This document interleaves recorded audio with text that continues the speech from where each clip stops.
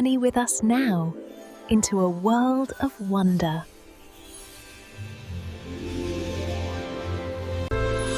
Cinderella.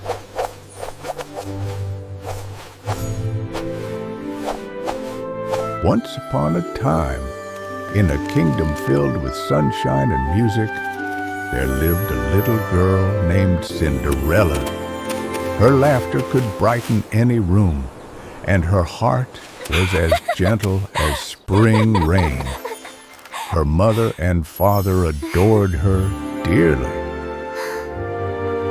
Before her mother passed away, she held Cinderella's hand and whispered, "Always be kind and brave, my dear. Kindness will be your greatest magic. Cinderella promised she always would be." Remember to be kind and have courage. Years passed, and Cinderella's father remarried a proud woman named Lady Tremaine. She had 2 daughters, Anastasia and Drizella, who were spoiled and selfish. At first, they smiled sweetly, but when her father passed away, their smiles vanished. Lady Tremaine turned Cinderella into a servant in her own home. She cleaned, cooked, mended clothes, and slept in the cold attic. They called her Cinderella because of the cinders on her face from the fireplace. But Cinderella never lost her kindness. Though her step-family was cruel, Cinderella wasn't alone.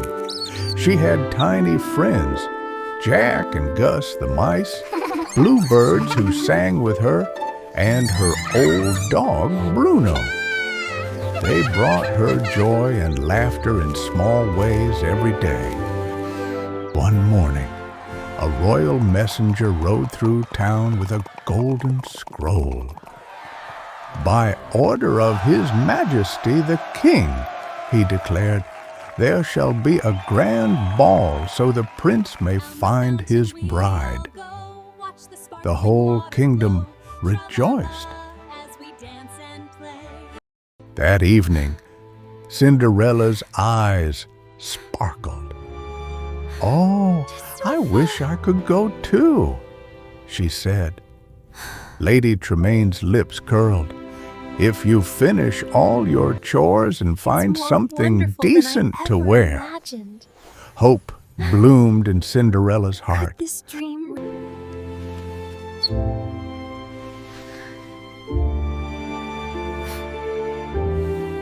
Cinderella worked until her hands ached. Her animal friends helped sew ribbons and beads onto an old gown that belonged to her mother.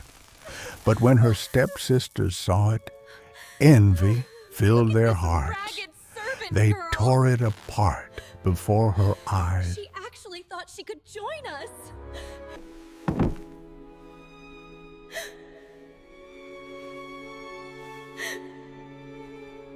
Cinderella ran to the garden and fell beneath the old willow tree. "Why must they be so cruel?" she whispered through her tears. The night was silent until a soft twinkle of light appeared above her.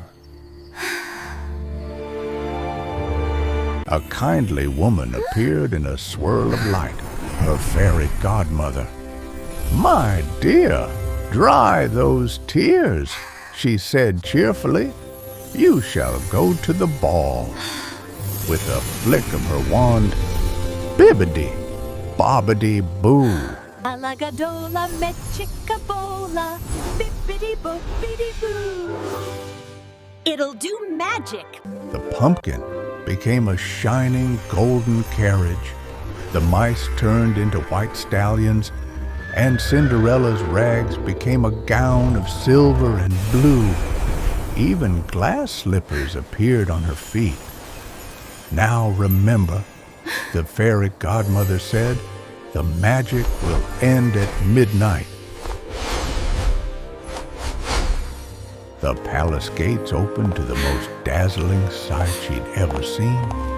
Lanterns floated in the air, and music drifted from the grand ballroom. All eyes turned as Cinderella entered. The prince looked up, and time seemed to stop. The prince approached her with a warm smile. "May I have this dance?" As they danced beneath the chandeliers, laughter and music surrounded them. For the first time in her life, Cinderella felt free. The clock began to chime, 12 strikes. "Oh no!" Cinderella gasped. She ran down the stairs, her gown glowing dimmer with every step. "Wait!" cried the prince. But she was gone, leaving only one glass slipper behind. The next morning, the prince sent his guards to search every home. "Whoever fits this slipper shall be my bride," he declared. Lady Tremaine heard the news and locked Cinderella away in the attic. Cinderella's mice friends hurried to help. Gus and Jack carried the key up the long stairs, dodging the cat Lucifer. With courage and teamwork, they freed her just in time. Downstairs, Anastasia and Drizella struggled to squeeze their feet into the glass slipper. "Let me try," said a gentle voice. Cinderella stepped forward. Lady Tremaine gasped. The slipper fit perfectly. The prince appeared at the door, his eyes lighting up. "It's you," he said softly. Tears filled Cinderella's eyes. Her heart knew it was him. The prince took her hand. "Will you come with me?" She smiled. "With all my heart."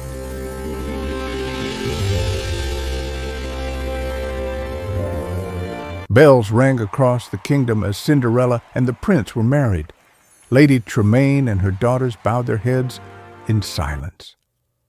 The fairy godmother smiled from above. Cinderella's dream had come true, not because of magic alone, but because of her kindness and courage. And so they lived happily ever after. In every heart that holds kindness and courage, a little bit of Cinderella's magic will always shine.